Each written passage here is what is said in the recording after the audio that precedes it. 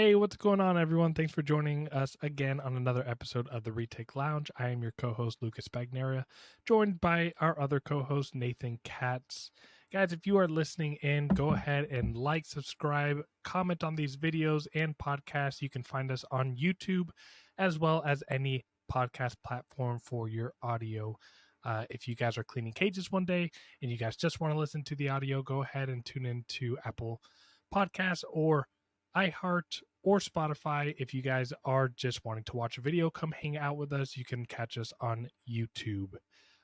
As well as for those of you who want to actually join our community with the Retic Lounge, go ahead and join our Patreon. We have different tiers, different levels to get you guys engaged, ask questions, we provide answers, and get an opportunity to join us on our show as well. As well, we just want to make sure that all of our members are supporting USARK. That's the United States Association of Reptile Keepers. Becoming a member is super important right now. If you're already a member, donate, but member numbers mean more than anything. So subscribe to their newsletter. Make sure that you're getting all the updates through USARK. That covers any of their local as well as countrywide legislation that may be going on dealing with reptiles. So as well, they have a YouTube channel. Go ahead and subscribe to that. They also post really important updates there and a little bit more detail on how this affects us as a community. Yeah, absolutely. I cannot emphasize the importance of having more bodies out there and having people in numbers to be a member of USARK. So in the end Nathan, of the day, that's what our legislators are looking at. They're looking at member numbers, not how much money is coming in. Exactly. So today's episode, we got an interview with the Brian Kusko. Triple B TV. I'm sure all of you listeners know exactly who we're talking about. The interview was interesting as it gets with Brian. It was a great time hanging out with him, having some drinks, talking about retics, and hearing his experience. Now, I will tell you right off the bat, this is not a interview that's going to want to convince everyone in the world to go and get a retic. It's his real life experience of getting to keep retics, struggles he has, the things he loves, and he gets to share. It's pretty awesome. He has his retic on there, and you get to see him interact with it, and he shares his love and passion and why he has retics. So we're excited to share this interview with you. So stay tuned and enjoy.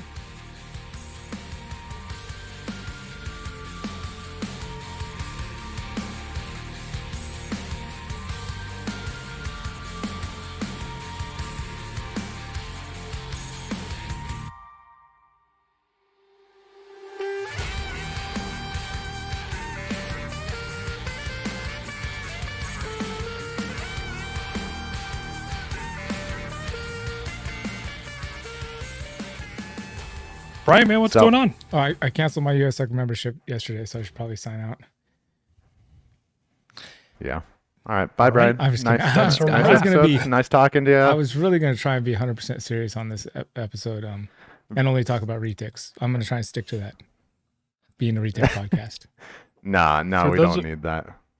So for those of you tuning in, Brian Kusko just got done recording a day's worth of Whiskey Whimps. So he is going to be having it. What's going on? 1 month. Noah Sage making 1 month an and 1 appearance. week. Work whiskey stuff. Hi. Hi. Can I help you? I'm just saying hi. Hi. Would you like to say something about reticulated pythons? Reticulated pythons are pretty big. Ask them if they make good pets. What I said. Ask them if a kid should have reticulated pythons. Hey, Noah Sage, should kids have reticulated pythons for pets? Come on, if you're gonna be down here, you gotta be part of the podcast. Whatever their parents think. All right. So whatever I say goes. Okay. He's got a blood python. I say that's some solid advice. He does have Okay. his you first raised pet him well. was a blood python. Yeah, you raised him well. He made the decision on his own. It's a perfect example of what we should all be as parents. Noah, he doesn't have a clue what he's doing yet in parenting. Oh. I mean, as far as blood pythons go, I mean, he might have somewhat of an idea Yeah, leave them alone mostly. at this point. Wait until they poop 8 months later. Clean the poop. Yeah, once or twice a year. Once a year. Yeah. So Brian, out of all people, being our first guest on the Retic Lounge about retics, and I'm sure everyone knows that you have retics, but it's definitely not what you're known for. I hope everybody doesn't know that. What got you into retics? You know, for the longest time, I thought for sure that I wouldn't have big snakes like that. I mean, I got my first pet snake when I was 4, and I kept for a long time, and then took a hiatus in Hawaii, which anybody who follows me in particular knows. But I took that hiatus from snake keeping out there. When I came back, got my first ball python in life, and saw reticulated pythons and Burmese pythons at the original snake shop that I went to when I was a kid, East Bay Vivarium. And I remember specifically looking at some of the big snakes in the enclosures there and thinking, nope, that's too much snake for me. I'm not going to keep a snake that big. Just not going to do it. And I stayed on that mindset. And even to the point where I went to the first, I think it was even my second Reptile Super Show at this point. And I was there, and Jay had a booth, and one of his employees was showing me a golden child and was basically trying to sell me on why I did actually need a retic. And he's holding this thing, and he's like, oh, check it out. It's totally and it just grabs him and like latches onto his finger. It's a baby, you know. And then you were like, I want one. Well, he couldn't get it off. That was the other thing. It was a feed and response. And he was literally trying to sell me on the snake. And it grabs him and won't let go. And I'm like, yeah. And it's a baby. And I'm thinking, no. But it was that. It was that experience with retics and going to Jay's place and hanging out with a lot of the snakes there, which, if anybody who's been there knows that they do have some very docile retics, and there's a lot of human interaction happening with a lot of their snakes there, and a lot of them really cool. And when you're struggling to lift a snake and you love snakes like we do, or like you know, a lot of us do in the hobby, that level of appreciation we have for snakes, and probably as a male, maybe in that testosterone thing, and how people say you can build your testosterone by doing squats. When you're squatting a retic, it really gets you in tune with your testosterone, male driven energy. And I was like, oh, and they're so docile at the same time. It's not trying to bite you, and you're just struggling to lift a snake, which my entire life picking up snakes is just power. It's never been a muscle thing. It's just been this is cool. I'm hanging out with a snake. It's a snake. I'm holding it, and it's small. And now all of a sudden it's a snake, and it's huge. And I've always thought, no, I'm not going to keep one of these because they're too big. But then you're having this experience with one, and you're just having a great time. And you are struggling even with a snake that is docile, and that's pretty cool. My first retic was a golden child, Nice. like the iridescence, as a lot of people have seen of a golden child in the sun, is just pretty incredible. And they're so smooth, especially as babies. I mean, they have such a high scale count that the feel of them in your hands is just so soft. And they're so, if you're coming from things like corn snakes and ball pythons and colubrids and things like that, they're just different. You know, they seem a little more athletic. You can see their pupil a lot more easily than some other snakes, which I've actually noticed in the last couple of years. I think that ball pythons also move their eyes inside their sockets, but a lot of people say you can really notice on a retic when they move their eye inside and they're looking around. A lot of other snakes do that, but for some reason on a retic, it's very prominent. You can see it real easily, them moving their eyes inside their sockets and looking around, and it's just kind of cool. They're different, you know. It's a different species. When you're a snake nerd like a lot of us are, then a reticulated python is pretty cool to witness and watch, and they're just a bit more methodical, I guess, in their movement than a lot of other snakes that just seem to be strictly fight or flight. These guys seem to be thinking a little bit differently than some of those other species. That said, this girl that I'm holding right here, who is probably the most docile retic that I've ever encountered, she tried to bite the hook and eat it as our first interaction this evening. And this is, again, the most Okay. docile snake. Like, I've got video of Noah holding this snake when Mhm. he was a baby, and this snake was, young, and they're just having a good old time. The snake's just kissing the side of his face. And again, one of the most docile snakes ever. But still, that food response is ridiculous. And it's something Yeah, I have a that, purple girl that's the exact same way. yeah. I know you guys go with the I mean, yeah, podcast. she looks like a puppy right there. She is a puppy. A puppy is much more bitey than this snake. This snake has never bit me, ever. And What is she exactly? She is a lavender, and I say she. The crazy thing is, I got her at the same time as my biggest snake here, a straight albino, purple albino. This girl is a lavender genetic stripe, probable tiger, and I got her at the exact same day as, again, the biggest snake here. I even had Garrett over here just to sex her, which I still question because of the size difference. I mean, look at this is the smallest retic in the room, aside from the super dwarves, and her counterpart that is the same exact age is the biggest snake here. So it's kind of a conundrum. Mhm. And they're All both from unique, J, that's for right? sure. Neither of them are from J, actually. Oh, okay. Who are they from? It's been a long time, so forgive me, but the purple. Yeah. Jeff Wilson. Does that name ring a bell? Okay. Yeah, that's the. I'm Not- pretty sure that's the Not to me, Slayer dude unfortunately. that sold a lot of Slayers to Garrett. Maybe. And then I don't quote me on this, but I want to say that it was Blake Stewart that produced this lavender. Don't quote me. I'm not going to. This was a while ago. I was not living in this house, which I've been living in this house for a long time. At this point, was it Blake? Blake Wilson, not Blake Stewart. Why am I saying Blake Stewart? Wilson? Blake Wilson. Blake Yeah, Wilson. Blake But I also Wilson said makes Jeff sense. Wilson. Getting names confused. That's why at first I was thinking Blake Wilson when you said that. So And then I got this super door from Garrett Wilson. And then there was this other snake that I just named Wilson because we were alone on an island one time, and that's just what came to me, out of a dream. I should call it Wilson. Sorry. Next question. So Brian, I'm curious. You've had retics for a while now, right? Mm-hmm. Question why every day. Why don't you breed them? I contemplated breeding them this year. I actually put a male in with a female late last year, just because the male was exhibiting extreme wanting to breed attitude. I was like, oh, you know what? We'll just go ahead and throw him in then and see what happens. The main reason is just, and I've said this before, just the amount of people that are willing to care for a retic from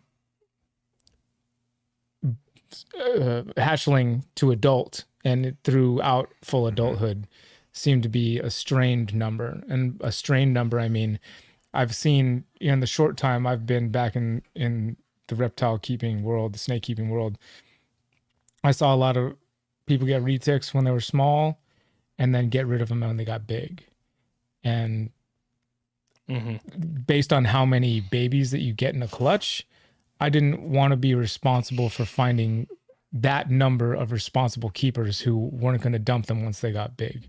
I just didn't want to be responsible for that. Yeah. It seemed like a lot of work. 100%. And that I even mean, weighs on me a little bit with the dwarf and super dwarf stuff. Even though they stay small, it can be an intimidating snake to some people. So, I mean, it's I'm a just, fairly seasoned snake keeper, and that- they're still intimidating to me. Not in there. I mean, the ones I have are very docile. I've worked with them a lot. I take them around kids. Tomorrow, I'm going to have the ones you work with. Yeah, I'm going to have a educational program tomorrow at a kid's birthday party. I'm bringing my biggest retic, and she's going to be touched by every kid there that wants to. And she's great. Yeah. But she's big, and she's heavy, and it's work. You have to have some strength to be able to pick her up, and it's not like you can clean. I mean, if you compared to, let's say, a ball python, where I can reach in with one hand and pull the snake out with one hand and easily move the snake over there with one hand, versus having to use my entire body and to lift part of the snake. I mean, you're literally just you can hold your ball python, you can dump the tub of cocoa block, you can wipe it down, you can put cocoa block, all while you're holding this one snake, and then put it back in. And with a retic, it's definitely not, and it probably not won't like move that whole time. Exactly. A retic, like, yeah, you're taking it out, you're trying to put it away in another tub, you're trying to wrangle it as you're trying to close the lid. It's a rodeo. Yeah, it's a rodeo is a good word. You're wrangling. It's even a snake this size, which is the smallest retic in the room, is one hand you can kind of pull it off, but it's not easy. Like a ball python's going to stay a little rolled tire many times. This snake is going to be a curious wandering rope. Yeah, but I mean, when you take them around people and they get that socialization, oh, we lost Lucas for a second, but they do pretty well. Like my oldest snake, the snake I trust the most, I bring her out to expos twice a year, and she hangs out with kids all day. She hangs out with people, and she's being thrown around, and by the end of the day, she's kind of doing what your snake is doing, just chilling, just less movement, and they can become trustworthy. You just have to really put the time and effort behind it. I mean, being able to raise these things from hatchling to adult really, tells you a lot about your individual animals. Yeah, which is I think it even speaks greater volume on the keeper, because I can't tell you how many times I'll inquire about like an adult animal, and I'm like, oh, who produced it? And they'll tell me, yeah, I got it from so-and-so. And then I start tracing back just to see. And you have a 9-year-old retic that's touched 5 people's hands already. And it's like, no one has owned this retic for more than 2 years. Mm-hmm. And that was going back to what, Brian, you were saying earlier, just like people just don't want to deal with certain retics, and they pass them on. They get passed on and passed on. I will say, and I've mentioned to at least one of you at one point that if I'm being 100% honest, which I like to be as much as possible, I think even this week, I contemplate selling or finding different homes for these snakes. I'm not saying that's everybody or how everybody feels, but just me personally, if I'm being honest, I think about it, and it happens more often than I'd care to admit. Where I'm like, it'd be a lot easier on my life and with my time, how busy I am with kids and the whole gamut, if I didn't have to care for all these snakes. It would be easier, and runs through my brain and I think about it. All the snakes or just the retics? So I'm curious to know. I think that's a good question. What's that? All Nathan? The snakes or just the retics? Just the big retics. Okay, fair enough. So you would keep the scrubs around even at that point? Yeah, scrubs are easy. Okay, so they're not, I mean, I don't have experience with scrubs, so they're not like peeing on you or like not peeing on you, but peeing as much. Cage maintenance is a little different. It's a bit different. I mean, nothing seems to pee quite as much as a retic. Well, different colubrids might pee as much as mainland retic, but colubrid versus a mainland is a little different maintenance. Scrub python. I mean, I've got Merauke. They're not too big. Nothing compared to a retic. They're similar in their athleticism. That's what makes them very attractive is how athletic they are, and how, I mean, when you see a snake stretch half of its body out in thin air and do a perfect plank, it's pretty impressive. You're just like, wow, that's amazing. But that said, as much as I've admitted how much I think about that, I've not sold a single one. All the retics that I've acquired in the time that I've been keeping them, I have them all. Even the one that I rescued from this kid in a park. I still have that snake too. That's just me. I'm just He just showed up in a park around you. well. The funny thing was, it was a park. How that I far grew was up. the park from you? The park was literally Okay. 3 houses from where I grew up, but that's not where I lived. He got a hold of me after I had a YouTube channel. He was looking to, and he just mentioned, "Oh, I'm in Livermore." I was like, "You're in Livermore?" I was like, "I grew up in Livermore." And there was just kind of weird connection there. But yeah, we met at the park that I grew up at to do this exchange of the snake that he didn't want to keep because it was too defensive for his taste. A kid that had tricked his mom into letting him get this snake. And it was just a baby, super dwarf, mind you, but he couldn't handle it.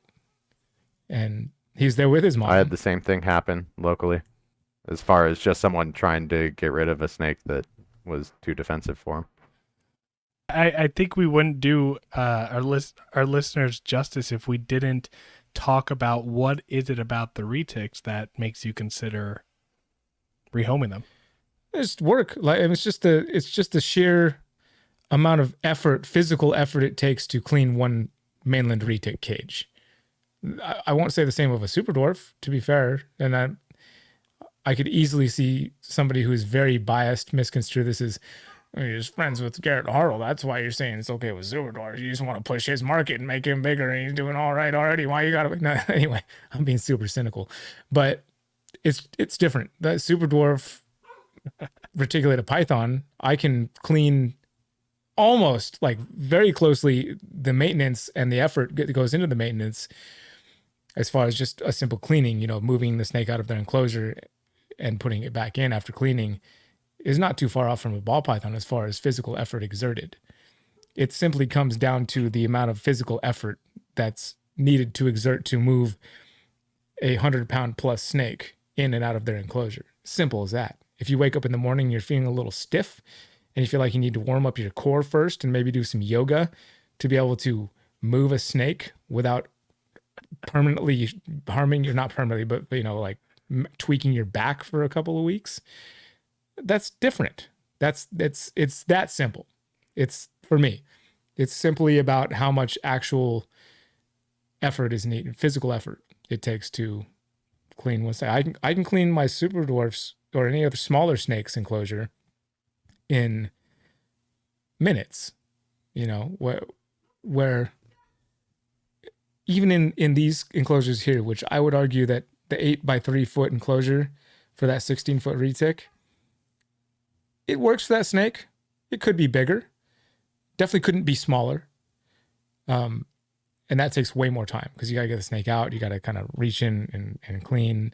Like these 4, I've got one tegu in one level and then 4 mainlands in the other 4 cages. And it takes me about the same amount of time to clean those 4 8 by 3 enclosures as it does the rest of the 65 snakes in this room.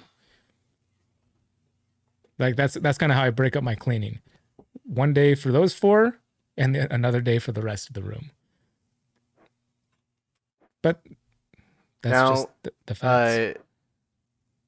With those enclosures you have behind you, correct me if I'm wrong, but they're those serpentine design, right? With the removable insert that you can do from the outside? Yeah. Do you ever utilize that while cleaning? Oh, yeah, absolutely. We've been talking about how much effort it is to clean, right? Yeah, if you can clean one side. I mean, especially with these big snakes. Yeah, I utilize it as often as possible when just cleaning. Yeah.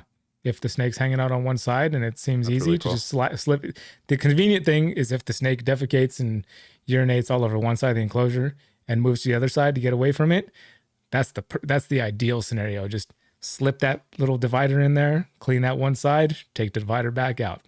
You don't have to transport the snake, which again, as I mentioned, is the hardest part about keeping them is the physical exertion it takes to maneuver them from enclosure to enclosure during cleaning.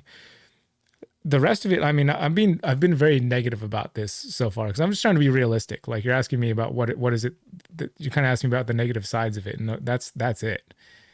I love having a big snake out in enclosure. I love watching them climb up the tree and just interacting with them. It's like a Chihuahua versus a golden retriever as far as, you know, size of a snake. It's like all these other little snakes, you got to watch out for where you're stepping, you know, comparatively. If you accidentally step on a retic, you're going to feel bad.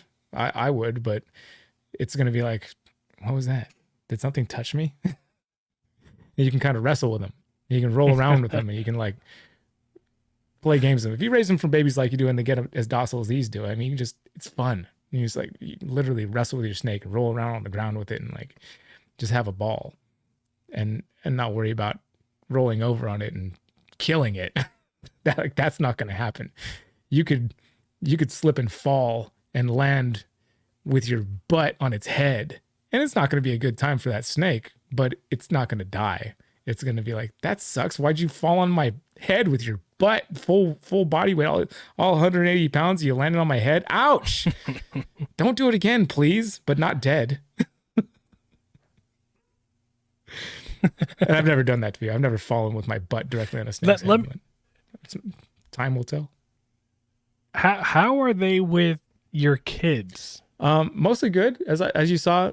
Everyone has this.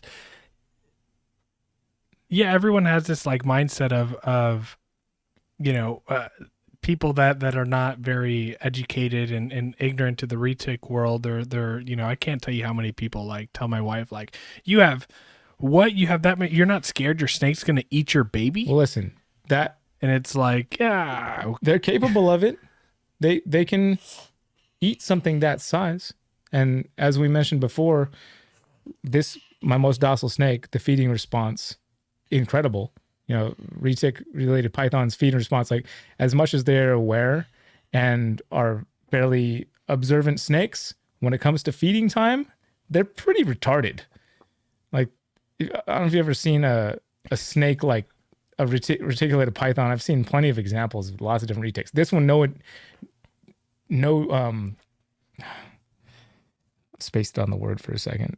No exception with this snake. Most docile snake here, first thing I do when they open the enclosure and do a little hook tap is she tries to eat the hook. So their feeding response is ridiculous. They are capable of swallowing a small human when they're big. A big mainland reticulated python can swallow a human. So that is reality. It can happen. Yes. If you're reckless, if you don't pay attention, if you don't have a solid enclosure that can keep them inside, it's not outside of the realm of reality. So it's something to consider.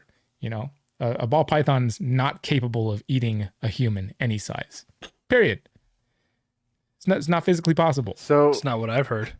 Wait. So moving on from some of the negative about? stuff, maybe with retics. I can go negative all day, which is not usually my MO, but I feel like you guys want me to a little bit.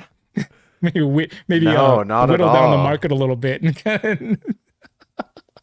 No, not at all. We just want realistic. While you're at it, only buy experiences. from us. So, I mean, what highs have you had?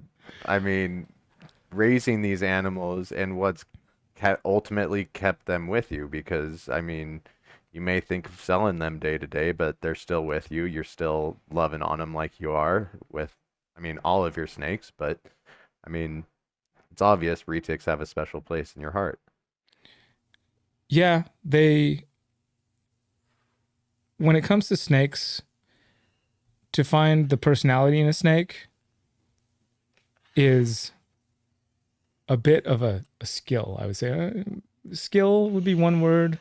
Acquired taste would be another way to look at it, or just a certain level of observation to pull out the differences between a snake. And I'm saying this for keeping in mind the people who couldn't tell the difference between any species of snake, and a snake is just a snake. You know, I'm taking that level of extreme on that end where you couldn't tell the difference between a ball python or reticulated python. You don't even know that there are different types of pythons. Mm-hmm.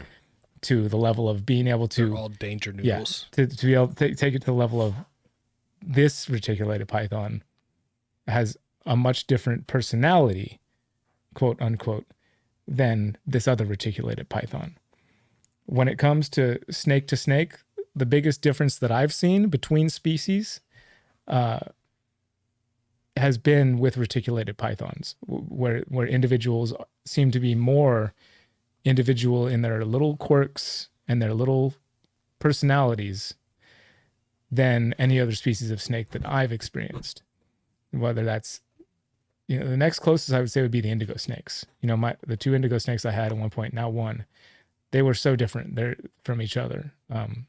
Whether that's up to them being male and female or being the only 2 that I had of that species. Again, reticulated pythons.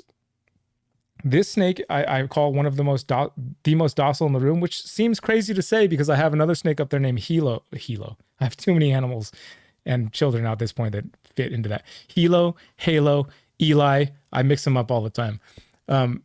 Halo could also possibly hold most docile snake in the room status. She's a lot bigger, and she did once when she was small defensively strike towards me. The one day that I let her stay out of the enclosure for like a couple hours and just roam the room until she found her comfort zone. And I went and bothered her from that comfort zone that she'd been sitting in for 2 hours. She struck like, "What are you doing? What's happening?" And that's it in her entire life. And she's been a lot like this, just bigger. But still, and they look a lot alike too. They're both lavender and they both have a very similar color scheme and pattern. But they're different. They have different personality. There's some different little things that they do that set them apart from each other. And that's something, and the same thing with my Phantom Sunfire there, Patsy LaRue. She does some certain little things. My big purple albino here, Betsy Ross, definitely sets herself apart with some of her movements. Like I could put my hands blindly on any of these snakes, and just based on the way that their body reacts, I could tell you which snake it is. I couldn't do that with any other species in this room. If you were to assign a personality, a personality to any snake, it's easiest to do it to reticulated python, and that's why they've stayed here. I think that's why, despite as many times as I've thought it would be a lot easier to sell these snakes that are not bringing in any income for the family, and they're just here eating food and just being pets. That's it. That's it right there. It's like, but I can't just sell this snake because they're inconvenient. This is a family member. I was going to ask you if retics, and we can even specify, and you can go into detail of if you think super dwarfs or mainlands, but what are your thoughts on retics being good pets? Because it seems like the reason why that you've held on to them is because you consider Good them pets. members of the family. Yeah. Which is different because I do have a dog now, which I haven't had one for over a decade. Now we do. They're much different. The dog I would consider Very quickly cute. became much more part of the family than the snakes because he's with us all. He sleeps in the bed. Mhm. None of the snakes sleep in the bed. None of the snakes, are just cruising around my front yard and come when I call them, snap of a finger and all that stuff. So it's different in that respect. Where they very differ from a dog is that it's not as easy to see the appreciation they might have for you, or whether at all they actually do have any appreciation for you whatsoever. Dog is obvious. Dog's like, "You're home. You've been gone so long. I really wanted to see you, and now you're here. Let's hang out. Let's be friends forever, please." You don't get that from a snake. That doesn't come back from a snake. I don't care. You have to have a certain level of, forgive me if you're at this point, but there's a certain, I don't know, you've got a mental condition if you can pick that up from a snake at the same level that you get it from a dog. You have to be on a very certain level. But I mean that they're different. You keep them in an enclosure, and it's, I don't know. Yeah, they're a great pet. They're a great pet for the right person. And Yeah, they're a great pet for the as right person. And that could be cliche said as for that dogs, is too. with retics. That could be said for dogs Oh no, too. totally. I would love a dog, but in my situation right now, it's not the smartest idea. Keeping the snakes is a little bit easier. Keeping a couple cats, it's manageable. But a dog, I have to be there for it all the time. I have to make accommodations when I'm out of town, and my budget doesn't always accommodate for that. So you always have to keep in mind what's practical to keep for Yeah. you. Oh, well, on that note, I'm thinking purely from like what do you get back from the animal emotionally? That's when I went pet because I'm a Oh yeah. recent dog owner again. So that's fresh and very fresh in my mind. I mean, Hilo's not even 8 months old yet. Mhm. So Hilo the dog, not Halo the snake, and not Eli the son. The snakes are the most low maintenance pet. And I tell this to like all parents who are like on the fence about getting their kids a pet snake. They're like, oh, but then we have to, care for it, which is true. But it's just a little bit of, the snakes require so much less than a dog, as you know, so much less, like universes less maintenance and care. They eat. I mean, I feed my mainlands like 5 times a year, and that's plenty for them. Plenty. And I make sure they have fresh water. I make sure they have the temperatures they need. I get them out for exercise, which is the biggest maintenance part. As we've discussed, getting them out of the enclosure is the biggest maintenance. But that's it. They don't need to be kenneled. If you're going away for a week, you just got to make sure they have water. And you got to, like I recommend having a camera system so you can maintain eyes on them at all time, or have somebody come by to check on them. But it's not like you need somebody to come over and take them out for a walk. Like the maintenance is very low. I'd say the next lower tier on maintenance level for pet would be a plant. Even a It's true. plant sometimes is harder for me, so I'll take the snakes Plant any might day. need more water Uh, depending on the conditions. Yeah. No, I mean, yeah, you can leave them. You can easily leave them for a week. I have a couple people if These snakes are real survivors. need be. Yeah, real need be. I have one person I can call over, but for the most part, my sister comes in, takes care of the cats, feeds them, and then I just expect a big cleaning day when I get back from vacation every time. Yeah. And there's could be an argument made that they need more maintenance than that, and you need to interact with them more. But there's a fair amount of Oh, of course, of course. That's just like on the rare occasion you're going out of town. yeah. I was just thinking about the anthropomorphism that does exist in some places in the reptile keeping world, and that's a thing. And it's a matter of opinion for the most part, I'd say. I mean, you can get science involved and talk about what parts of the brain a reptile has that or what parts of the brain that humans and mammals have that reptiles don't. You could talk about that. You could talk about how it doesn't matter if it's a plant or an animal, that any amount of love is going to be well received by whatever you're caring for, and whatever it takes to give that amount of love. Um, when I think about these things, I pull from all sides of the spectrum. I think about everybody that I've ever listened to exert any type of opinion. So I try to pull from a spectrum of opinions when I'm thinking about these things, which is a blessing and a curse, let me tell you. Sometimes I just want to shut it all up and be like, listen, I know what I'm talking about. I don't want to hear your opinion on what you think is right or wrong, because it's just your opinion. But it's still in there, and I still think about it. The opinion of maybe you should treat your pet snake as lovingly as your dog, and bring it with you everywhere and take it on walks and not do that. Or you should leave it alone in a dark hole where you would find any other snake in the wild, and where they're living their happiest life tucked away from society or light. Those are the spectrums. Those are the spectrums you got to consider, because if you're gonna publicly keep an animal like this, like I do, those are all the things that people are gonna throw at you. Leave it alone. Give it some entertainment. Sorry. No, I 100%. I think it comes from different backgrounds and philosophies on ways to keep them. I definitely, you made a comment about like they're not gonna be that puppy like, greeting you at the door personality type of thing, and I do see it often with like, even as even with how intelligent retics are, there is the tendency that people personify them more than really that they're. I'm not trying to I say gave them this all and names. sound like Say it however you like. a jerk, but it seems like they give them too much credit on what they give back to us. But I think you hit the nail on the head. You mentioned like they will give back in the way that they give back, depending on how much we give them.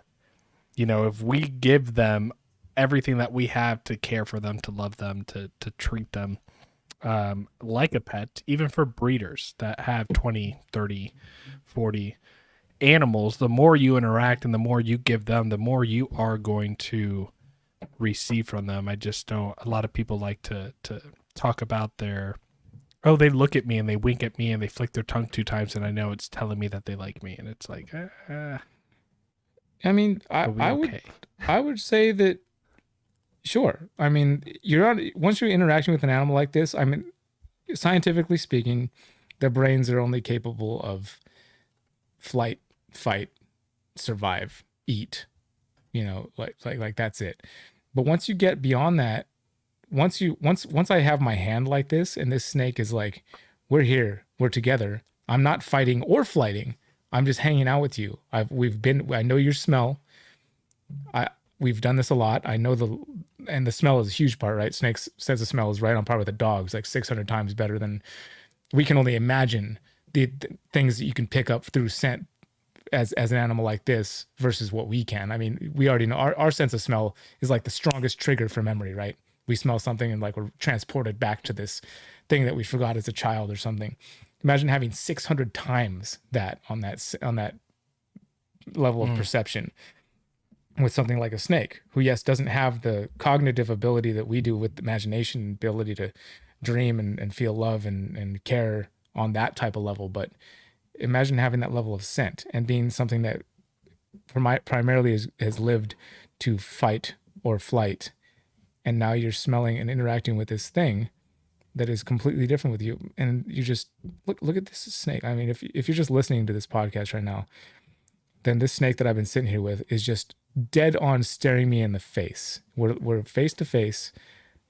Loving him. I'm looking back at this snake. This snake is not trying to run, is not thinking about biting my face or anything like that. It's just like, wow, how long are we going to do this? And what is happening? We've been good. We've been good for years now. We've been hanging out. I've known the scent of this human and his offspring for pretty much my entire existence. And you see this as I'm talking now, and I'm talking. This snake has stopped moving, right? This snake has been moving the entire time, and now that I'm directly addressing the snake, it's staring at me, and it eyes. has stopped moving completely. And I'm not restraining it; I'm just letting it sit on my hand. And she's looking at me like, "Okay, you're addressing me now, right? This is that. And I'm now ascending that level of insanity that I alluded to earlier of somebody attributing to somebody else. That wasn't me, right? Like somebody else who's a crazy person might talk to their snake. Whereas I might be now you're guilty talking to from these time guys to again. I'm time, out. but I don't take it seriously. Oh, I talk to them all the time. And But when I talk to them, I walk in my snake garage and I'm like, you better be in a good freaking mood today, all right? We're going to have a good day today. Yeah. Don't make me run around the garage for you. Lucas heard me talking to one of my snakes earlier, wasn't it? yeah, you know, I had During feeding yeah, time, I that's had when to I usually I had talk to the most. refeed her 3 times. She always, for some reason, I have this one snake that come feeding time, she has the greatest food response, but if you accidentally step foot in the room before she starts swallowing that meal, she needs to be refed. Her focus is right back on you or whatever's happening in the room. So Lucas And got that's a a retic. good taste of that. Yep, so getting that Dude, food back that's out of the her epitome. cage while getting her focus off me. no, I'm But saying those imagine are trying the to fun feed ball times. If you pythons. Reticulated pythons have one of the most insane feeding responses ever. Ball pythons will, I don't know what it is, you know, what it takes to make them decide that they're not going to eat, but it's a lot less than a retic. And I've done the same thing. That feeding time, I'm trying to get one of these snakes to eat for the first time, and I'm getting super frustrated, just like, oh my God, why won't you just eat? Not saying that out loud, but just thinking it like, I can't believe, like, I'm just trying to give you food and you're not going to even be interested, let alone strike at it, or even you're going to run away from it. This is how you're going to live. And one time I decided, I'm going to just try and I'm going to talk through this with the snake. I'm going to be like, listen, I know you're scared. I promise I'm here to try and keep you alive. You need to eat this rat so that you can live. I know you've never eaten anything before, but if you don't eat this and get the nutrients that it's going to bring into your body, you're going to die. You need to eat. You need to start eating or it's not going to happen. And call me crazy. I don't care. It worked. The talking made a difference. The addressing, and putting that energy out there, whether it's, I don't know what it is. Again, you can just call me crazy. I would call myself crazy. I'm listening to myself talk right now thinking, you sound like a crazy person.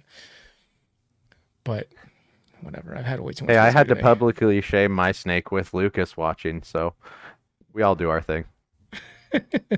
No, 100%. And I mean, and the great thing about 99.9% of retics is when you have a ball python that doesn't eat, guess who's going to eat it? Guess who's going to eat the food that the ball python didn't eat? Yeah.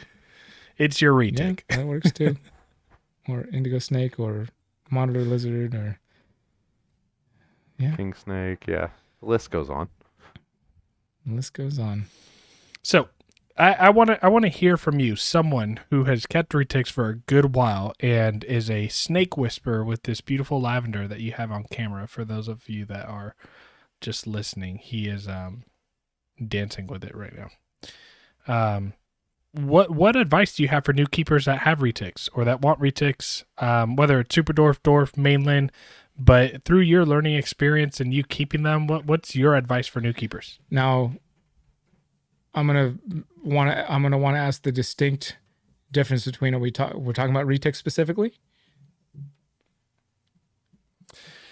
Yeah, for people that are interested and want to get into retics or that just bought a retic and they're new. Okay, so are we talking now? I'm going to ask them. one more question before I answer yours. Are we talking specifically about a mainland retic or a super dwarf, a legitimate super dwarf retic? If that answer that I provide you is part of your answer on what to recommend and give advice, I would just say let's cover it. Okay. all. So specifically for retics, mainland versus super dwarf, not addressing snake or pet any kind. There's all kinds of questions to ask yourself there before you get any kind of pet whatsoever, whatever kind of animal it is. But if it's a mainland retic, you need to ask yourself if you are in physical condition and plan to be in that level of physical condition to be able to maintain that animal for 20. So Lucas is pointing himself. Oh, sorry, Nathan's pointing himself and shaking no. He's saying he's not, but he's still capable. So, that's a good argument, because my main argument is if you're in physical condition to be able to work with these animals, and I'm thinking from my own perspective and how much energy it takes to move them around. But then as I'm saying that, and as Nathan is pointing himself, shaking his head that he's not in that condition, and also thinking about my buddy Ben, who, spina bifida, and he keeps mainlands, and he's able to do it. It's work. Oh, damn. He's in a wheelchair, but he just has low cages, and he makes it. I've been to his house. I've watched him do it. I've done a video with him. He can do it. So I need to look at this video. that's another thing to. It's on Triple B TV. It's from. We called Nathan Cripple Nate. It's from several years back, but yeah, he spina bifida and keeps mainland retics successfely. So That's inspiring. yeah, there's always For a someone hole. like me, for sure. There's always an exception. There's always an exception. He's an exception. And those exist. He has a deep love, but if you're just, regardless of if it's a mainland or a super dwarf or any snake for that matter, this is not an animal that is going to greet you tail wagging, licking your face, pouring out of unconditional affection when you get home from work every day. This animal's going to be sitting at you, and for all you know, in your limited level of, depending on your level of how much attention you pay or how observational you are, just cold-blooded eyes just staring at you unblinkingly. Are you going to care for that thing for decades? do you have the capacity to maintain a level of care for that animal? Are you dedicated to spend a large portion of your human life on this planet caring for that animal? Or are 5 years going to pass and you're going to be like, I can't, I'm done. I'm going to rehome it. Or 10 years pass and I'm done. I got to rehome it. 15 years pass, 20 years pass. They live for a long time compared to, I don't know, a cockroach. So that's the question you got to ask yourself. Are you dedicated? Are you willing to care for that animal for the span of its life, which is long? Yeah, I was gonna say, like, even if you decide and let's say you commit, right? Like, let's say you're like, yeah, I'm committed, and then stuff comes up, and you happen to say, you know what, I'm gonna rehome this animal. I don't think that's a negative thing if people have the awareness that the quality of their life of their animal is sub threshold of what the quality of life of that animal should be. Just rehome responsibly. Don't rehome to the first person that says sure. Yeah. But again, that's Make sure a different. that if you do rehome, That's still a different level of. I mean, and that's the thing that's different with these animals. Like, think about how easily someone is willing to rehome a snake versus their dog. oh, I 100%, mean, that might be purely anecdotal. without a doubt. That's not based in science. What I'm saying, that's purely emotional, but maybe based in reality as far as what actually happens. Yeah. If you're gonna rehome, just rehome responsibly. Don't just dump it. Don't give it to the first person willing. But at the end of the day, I hear what you're saying, Brian, 100%. And I agree. Make the commitment if you're gonna do it, especially if you're getting into a pet and you're wanting to keep retics. Keep them, because you love them and have a passion. You want to work with them. Yeah. What else you got for us, Brian, as far as helping new keepers? So I have something else that I kind of want to circle back on that I think Brian will be able to help us out on a lot that us as keepers, Lucas, haven't had the experience with yet. Brian, I know you've had some medical issues come up with the retics over the years, stuff that you've taken the snakes to the vet over and had some procedures done. Could you talk about just some of your medical experiences with keeping just snakes in general? I know you've had retics involved in that, but just, what to expect when taking your snake to the vet, that kind of thing. Well, I mean, one thing to maybe expect is that depending on who your vet is, they might know less about snakes than you, even though they went to school for it. They've got a book. Like the one time I remember one of the first experiences at a vet with my snake, like the doctor going and pulling out this book to figure out this thing that I already knew. Now, I'm not going to dredge up exactly what that was, but I just remember thinking, sitting there thinking, you need to look at a book for this? Like, I know this part. Well, you're the doctor and you're looking at a book for it. So there's that level. There's finding a vet who is experienced with reptiles and I would say keeps reptiles themselves, and they're not just doing it as a side thing for their dog or cat clinic. Oh, absolutely. That's one thing. And then even somebody who's a little more specialized and does see reptiles, it's not as common. It's far from the veterinary care that's available for dogs and cats and even birds for that matter. Some of my snakes I've had to take to Davis here in California, which is like a veterinary school that's like one of their specialities is that school is like a lot of people that want to be vets go to Davis, UC Davis for veterinary school because they're kind of high end on their level. And I've brought snakes there to get things handled that are, exotic vet care in the area couldn't handle. And we're like, this is above my pay grade and we're going to have to, send you to the other side of the state. So there's that, thinking about the fact that good, knowledgeable, quality reptile care is not as available as your standard veterinary care, even if they claim to be, or even if they offer that service. Anytime you've got some kind of infection or something, you want to. This is something that I think a lot of keepers know, but you want to get a culture and not just, maybe get some broad spectrum antibiotics right off the bat. But if your vet doesn't tell you that you need to get a culture to find out to figure out what kind of medication to throw at any kind of infection, that's not the vet. That vet should be telling you we need to get a culture done. Red flag. If they don't tell you that you need a culture to figure out what antibiotics or what kind of medicine to throw at any kind of infection, I don't know. I would seek a second That's just opinion. not a medical professional. I mean, Yeah. as someone who's gone through infection, I mean, you have to be changing medication based off how your body's reacting, and it's not one product fix all kind of a thing. So Right. especially when dealing with infection. So, yeah, Yeah. I think But that's huge. it can get expensive. It can get, depending on where you're at. I mean, I'm in California, which if you're anywhere else in the state, maybe New York is an exception at this point. But it's expensive here, and vet care is no different. But I remember being mind blown at some of the prices people were paying to get cultures done at their vets somewhere in the Midwest. I was like, oh man, I wish I only had to pay that much for a culture.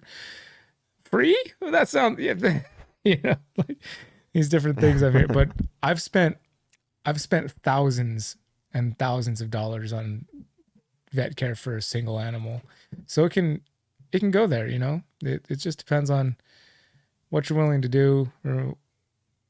And the funny thing is, that snake that I'm talking about, UC Davis, and I was going to pull that snake down to hang out with me instead of this snake today for this podcast. And as I went to go pull him out, the thing that I brought him for there in the first place is probably his eye is swollen. I was like, oh, I'm not going to pull him out right now. It just today, fate, timing, whatever you want to call it. That was what I took him in for the first place. They ended up having to remove one of his salivary glands, but that was the initial start of the issues with that snake, was a swollen eye, and his eye is swollen right now. And that kind of, my heart sank. Yeah, I remember when I saw that. I'll tell you watching some of what, that. dude, my heart just. And this is also a snake that is, this is the level of care, I guess, that. Never mind. I'm not even going to talk about it. What's his name again? Junior. Junior. Yeah. Yeah.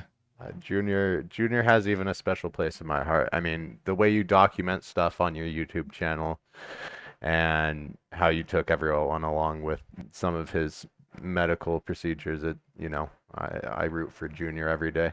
I'm just glad that he's still around. It sucks to hear that, it sounds like that issue is popping up a little bit, but hopefully it's something you're a little bit more prepared for, and Yeah, and it'll hopefully just go right back down with a.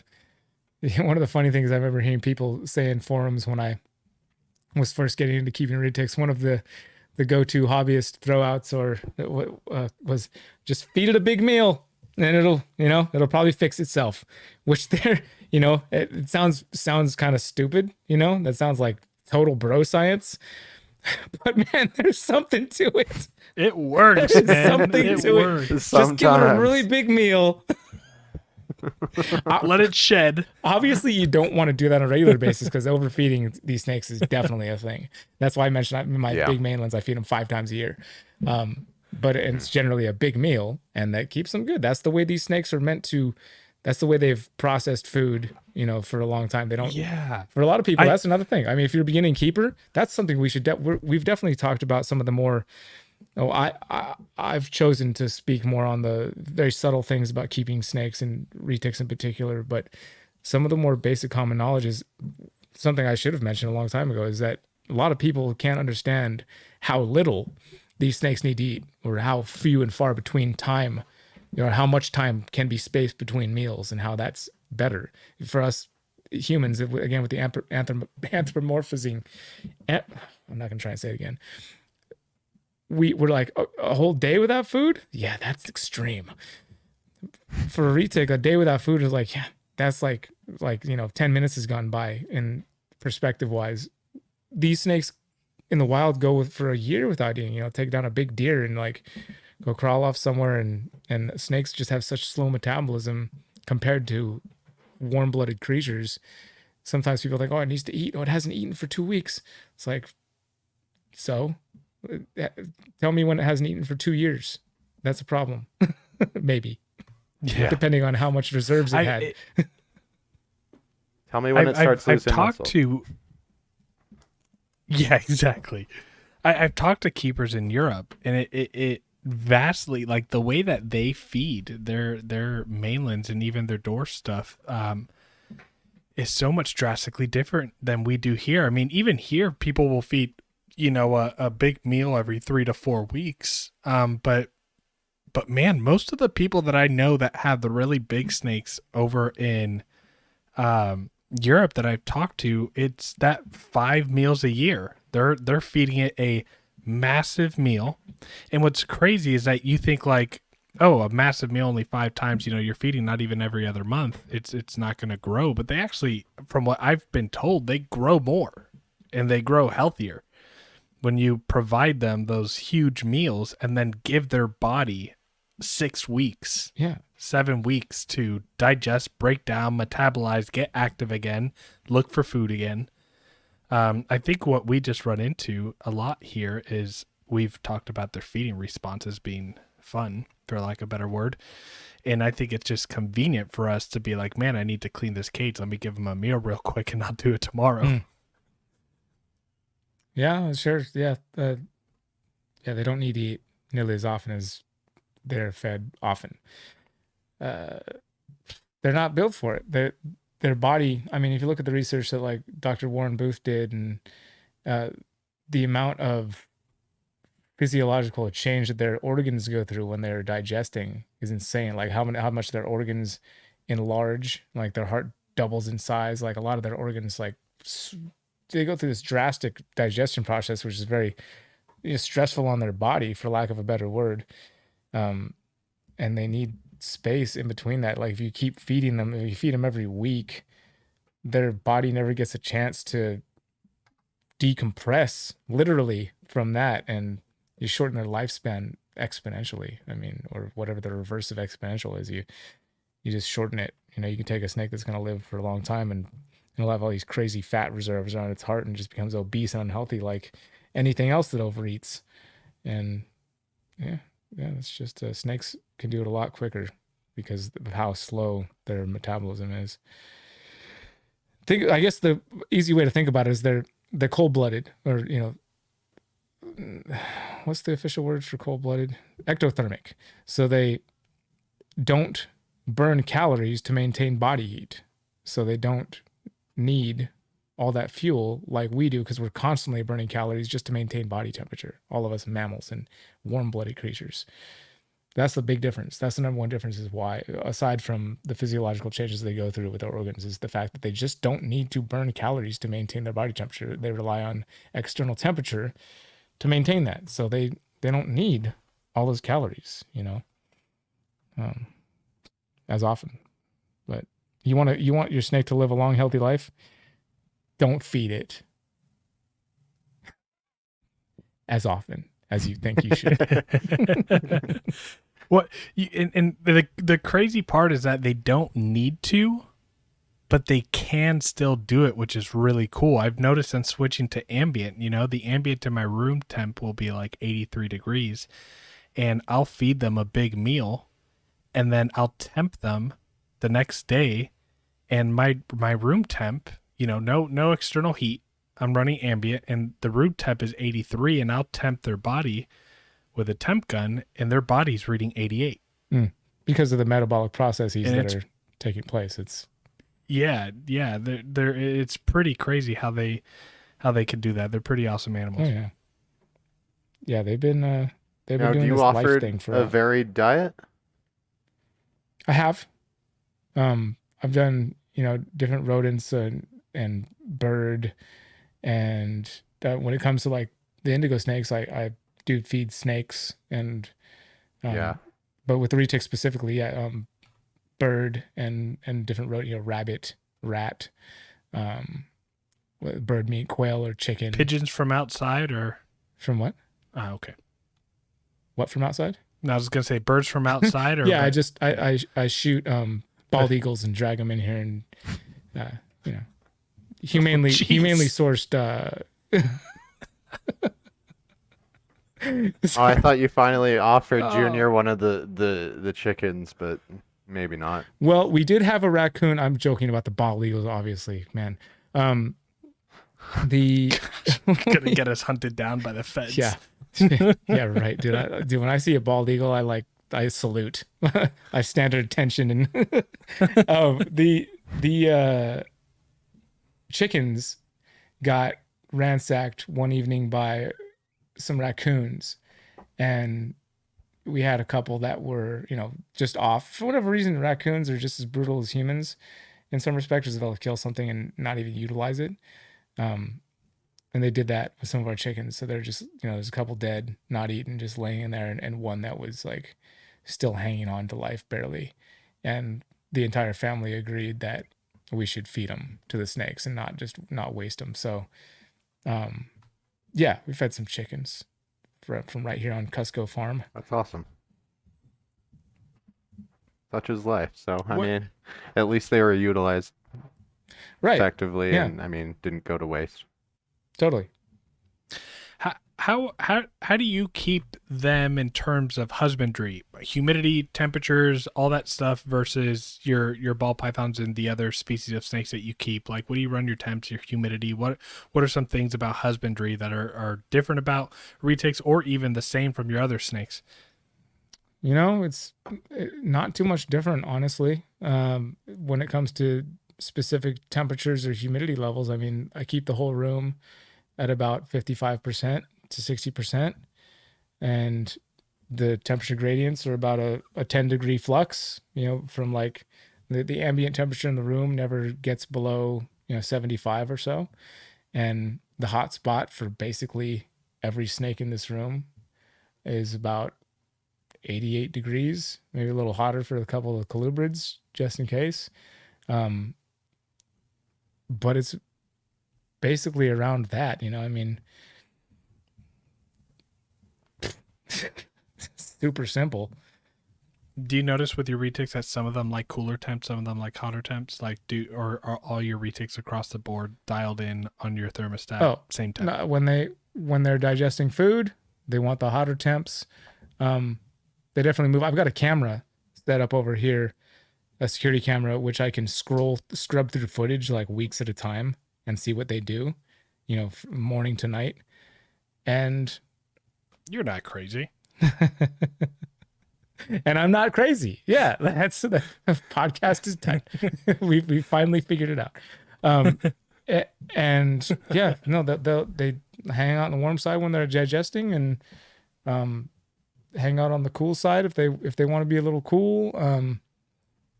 If there's food in the room, they go nuts. And that's about it. I mean, yeah, I don't know. I can't get much more elaborate than that. It's pretty much simple as that. I noticed with some of my retics, like when I was keeping them on a gradient and using panels or heat tape, I noticed like some of my Coyote female, if I had her hot spot hotter than like 87, constant pusher. Whereas like if I kept my wild-caught Calato male that I had, if I didn't have his hot spot at 90, he would sometimes regurgitate a meal if it wasn't like hot enough. Okay. So yeah, I saw some individual unique differences with like where they wanted their hotspot, and that's where I was like, you know what, screw it, I'm going ambient. Everyone gets the same shit. Gotcha. Yeah, no, I mean, I'd say that's a good point. I didn't really think about that with the pushing aspect. I mean, I think if you do have a snake that's pushing, I know another one of those things that I would hear in the forums is just feed it a big meal. But if you need to do that every time it's pushing, if it's pushing all the time, then you're just gonna get your snake too fat using that technique. You just maybe think of a different thing. Yeah, drop the temps. See what happens. Drop the temps a little bit. Drop See the if that snake's temps. more- I mean, it can be caging too. I've dealt with some retics that thrive in tub enclosures. The male I bred with last year, he would push his face apart if you had him in a just glass front enclosure, a PVC, just typical what most of us retic keepers keep. And then I've had hatchlings that even as soon as they're born with a ton of tub space, will push away. And as soon as I put them into PVC enclosure, they're good as new. So I think it's important to Yep. just Again, just try different things. Yeah. Yeah, it speaks to the individuality of the animals, like Brian was talking about earlier. Yeah, they're cool though. They're fun to keep. If you like snakes, I mean, it's kind of tough to beat a retic, man. I guess like some really highly intelligent venomous species, which are playing on a whole different, level there with the nuances of care and the fact that you need to be careful not to die from something as simple as a defensive bite, which is much less risk for the retic. Even a big full-grown mainland retic, the risk of a defensive bite goes way down if you consider non-venomous versus venomous. But the level of interactivity and personality you can get from these snakes, I mean, it's really kind of second to none. I mean, the one thing that I would say sets them back is the fact that they go a little dumb when it's time to feed. Other than that, they're pretty incredible. Pretty perfect. Just the way just the little moves. I'm gonna pose a question. I'm gonna ask a question here, and it's a kind of a thinker, maybe even a controversial question. But people give retics the credit of being one of the most intelligent constrictors out there, one of the most intelligent snakes out there. Do you think that we don't give them enough credit for their intelligence, in the sense that we're going into their cages with hooks, dragging them out, we're treating them like they're unable to distinguish us from food? Well, this is also speaking on the assumption that we create a routine with them, but we tend to think of them as highly intelligent animals, but we also use very primitive kind of dumb. I need to tap it. I need to do this in order for it to understand. Like, we're literally using everything that we can to just get it to understand I'm not food. Well, I mean, I just kind of answered that question right before you asked it, which was that they are quite observant and fairly intelligent, if you want to use that word for a snake. They are that, except when it comes to feeding time, so that they kind of go dumb a little bit when it's feeding time, when they're in feeding mode response. As I told you with this girl a couple times, that the most docile snake here, the first thing she did in our experience was, I had that hook. The hook doesn't have any kind of heat, that is putting off, other than the temperature of the room that the metal has been sitting in. But yet, the first thing she sees is she tries to eat it. If that was my hand, that would have been no different. I promise. Like this girl with the scent of food in the room. You're talking about? There's no food in this room. There's been no food in this room for days. No, but I think that's the major distinguishing factor, because if I open a cage and I have a snake that's giving me a food response, and I don't have any food in the room or haven't presented any food prior, I'm able to manage that food response, eventually shut it down and work with my animal. But I mean, even tonight when I had to refeed my animal, the scent of food's there's no shutting down that food response. So I think it's just situational on what's going on too. Okay, So they are intelligent enough to distinguish the Yeah, that's what I'm saying though, is they're intelligent enough to distinguish the circumstance on if it is really feed time or if it's not, given some time. Well, the reason you use a hook is because that initial response is, if them either sinking their teeth into or not, to figure out whether or not it was feeding time. Whether or not you're getting snake teeth in your flesh, and then the snake figuring out after that that wasn't feeding time, And I have snakes that I don't ever use a hook with to get out. Halo, Retics? Halo, my big purple retic over here. Yeah. Either of those. The big purple retic is Betsy Ross. Halo is the lavender motley. This Phantom Sunfire, I wouldn't even think about trying to put a hand on her without touching it with a hook first. And this girl down on the bottom is 50-50. And I act accordingly. You know, I have spent enough time around where I can look at them and see how they're moving and how they're flicking their tongue or whatever their body language is saying. And based on her, especially Mrs. 50-50, like I can just put my hand on her and pull her out, or no, you need the hook first so that you can know that it's not hand food.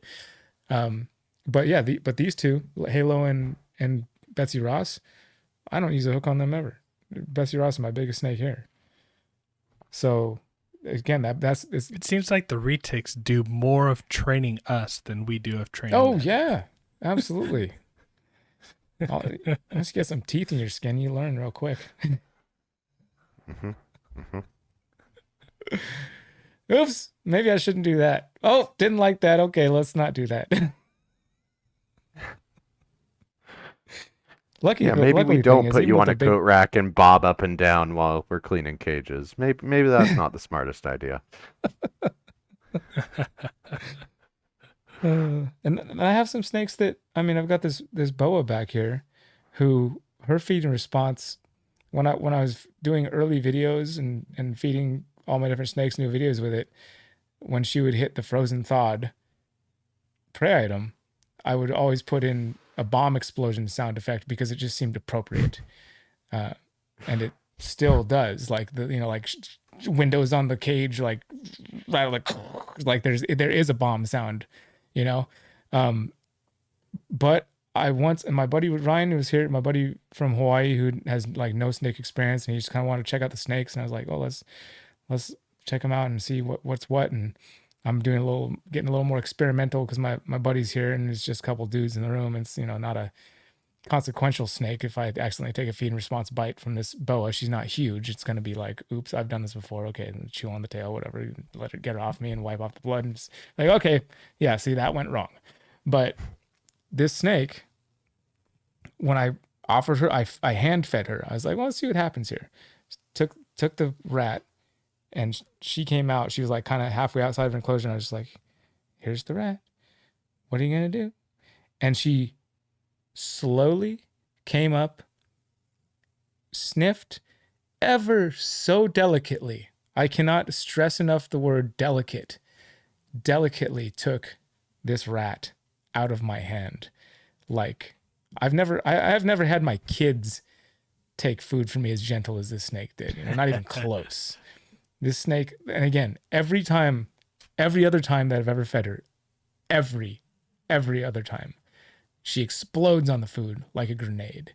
This one time that I decided not to use tongs and just say, let's show Ryan, what's going to happen here? Delicate as a highly trained princess takes her tea at tea time. It was amazing.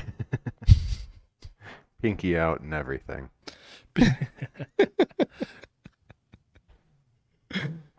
I don't know what to say about that other they than definitely keep you on your toes, man. Yeah, Yeah, it's just all I can say about that is that it happened, and I have witnesses. How often do you handle them? Who? Snakes? Them. Your retics. Retics? Yeah, like what would you say know. is a good rule of thumb to get them to the point where you're at with her? Where she can stare into your eyes and just see your soul gleam with joy. Years? A couple of hours? Every day. Yeah, it's a weird How many thing with times snakes, a week? right? No, I've that's the thing with this snake, like it's literally a couple of hours, like when the first couple of hours holding a snake like this snake in particular, it's that same, she's got the same demeanor as she did. I've got video, and I could talk all day long, but I've got video evidence of this stuff. It didn't take years. She's still like this years later, but it's literally over. This is something that's really amazing about snakes. And if you really take the time to allow a snake to be itself with you and let it learn real quickly that you're not a threat and that it's not a threat to you, and you have that little symbiotic moment with this other living being. Because I've done this with reticulated pythons at the bottom of a cave in a remote village that humanity is not seeing, with the exception of the villagers. Wild reticulated python in a bat cave. I had this same experience with a snake like that. After establishing that I was not a threat and it didn't need to fear me, and that I didn't feel that threat from the snake either. And there's video of that too. It was no different than this. It's just establishing, it's quick. So the answer is it's very quick. But again, every snake is different. There are personality traits differences between Yeah, I was going to snakes, say, i.e. that pied. Yeah. I've had an experience with one of those animals. I've seen that video that you're referring to with that was with Barchek, correct? That you went out to the caves with? Mhm. Yeah, and I think you guys really just hit the jackpot and got one of those individuals that was willing to trust you as long as you treated it with the respect it deserved, and Yeah, but didn't I do mean, anything but it I'll didn't say like. that of all the snakes, because at this point I've handled a lot of snakes in the wild, like a lot, hmm and I've maybe had 2 bite me. I might be exaggerating on the one that I can remember and thinking that it had to be more than one. Just in the wild, or are you talking all of your snakes and No, I'm just talking about general? wild.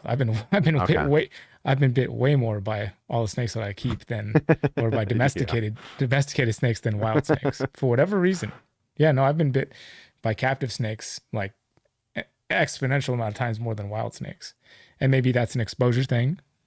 I've probably handled more snakes in captivity at this point than in the wild, but that's not that far off. I mean, I've handled plenty of snakes in the wild. Gopher snakes, king snakes, and all the snakes in Australia. Not a single snake in Australia bit me, or even tried to strike at me. Even that Owen Pelly that we came across right there on the road. I went to go try and lay down next to it so we can get a size reference for Dave's video, and it reared up at me and stuff, but it didn't strike. It's Dave part get of the bit way you that approach trip? the animal. Part of the what's that? Did Dave get bit that trip? No. Oh, well, yeah, by an ant. That was hilarious. Okay. Because I mean, yeah, I think it is a lot of just how you approach the animal, your demeanor, your energy level when you're interacting with the animal that will determine just how that interaction's going to go. Yeah, your energy. I mean, the snake feeds off your energy a lot. I think if you come in with that calm peacefulness. I mean, oh my gosh, I'm spacing his name right now. I'm so sorry. It's right on the tip of my tongue. I could see his face. Dang it, Lee Varner. We're at his place, and he had was it a false water cobra? I believe it was a false water cobra. And he's like, that snake bites me every time. That tries to bite me every time. It bites everybody. That snake will bite you. And Garrett's like, Brian, come handle it. Come hold it.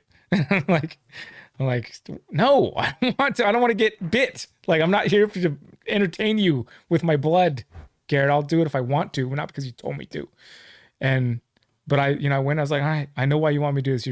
You're trying to prove Lee wrong that the snake doesn't bite everybody.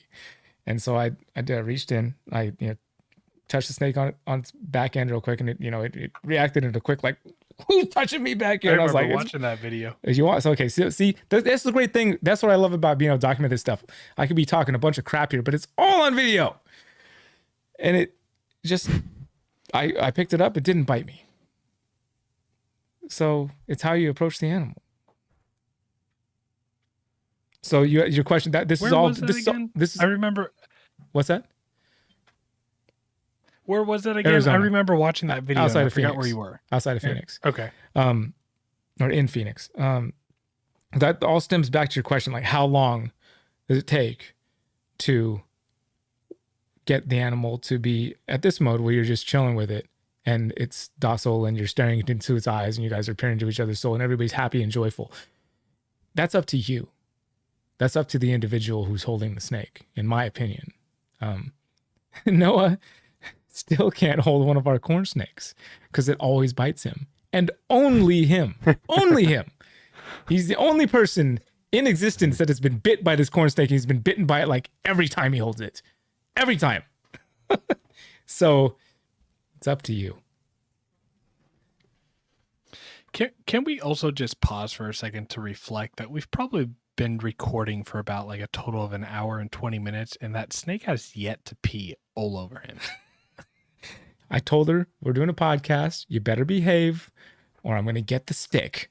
No, I'm just kidding. No, and she will eat the stick. yeah, I don't know what to attribute that to her. I just made sure she had as much fresh water as she wanted just this morning. So, you know, if there was ever a time for Retic to drink, it's when they got that fresh water that's just been poured into their bowl. You know, even if they've had water already, that like something about the surface tension is like, it's no longer good enough for me. But if you pour some fresh stuff in, I'm going for it. So I don't know. That's a good point.